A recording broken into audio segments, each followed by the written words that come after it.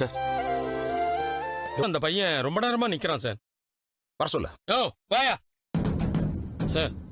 நேத்து குடிச்சிட்டு வண்டி ஓட்டிட்டு பெரிய கேஸ் ஆச்சுல்ல. சரியா செக் பண்ணாம வண்டி எடுத்துட்டு வந்துட்டாங்க சார். அப்போ எங்க வேலையை நாங்க சரியா செய்ய நீ கேட்டா கொடுத்துடணுமா? சார் நான் ஃபைன் சார்.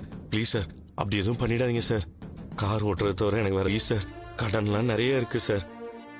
நான் கார் ஓட்டலன்னா அதான் சொல்லிட்டாருல்ல கோர்ட்ல கேஸ் வரும். அப்ப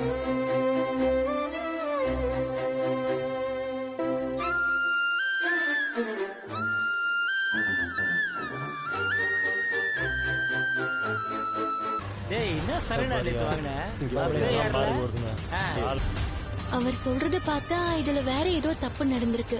அப்ப அவன் தான் ஏதோ பண்ணிருக்கணும். காலம் மாறி போச்சு. பிடிக்கிறதுக்கு கொலை அடியில வெயிட் பண்ற பொம்பளைங்களை பார்த்திருப்போம். ஆனா இங்க ஒயின் ஷாப் திறக்கிறதுக்கு முன்னாடியே காத்திருக்கும் குடிமகன்கள், அப்புறம் குடிமகளும் சரக்கு கடை திறக்கிறதுக்கு முன்னாடியே காத்திருக்கிற இந்த பெண்மணி, இந்த பழக்கத்துக்கு உங்களுக்கு இருக்கு. குடிக்கலன்னா உங்களுக்கு கை கால்லாம் உதருமா? அதனாலதான் இவ்வளவு சீக்கிரமா வந்திருக்கீங்களா? யாரும் உங்களுக்கு பழகி விட்டாங்களா? கொஞ்சம் பக்கத்துல வாங்க. சொல்லுங்க மேடம். என்ன ஏதுனே தெரியாம கேமராவை தூக்கிட்டு வந்துருவீங்களா? வந்து நிக்கிறேன் அது தெரியாம லூசு மாதிரி வீடியோ எடுத்துட்டு இருக்க.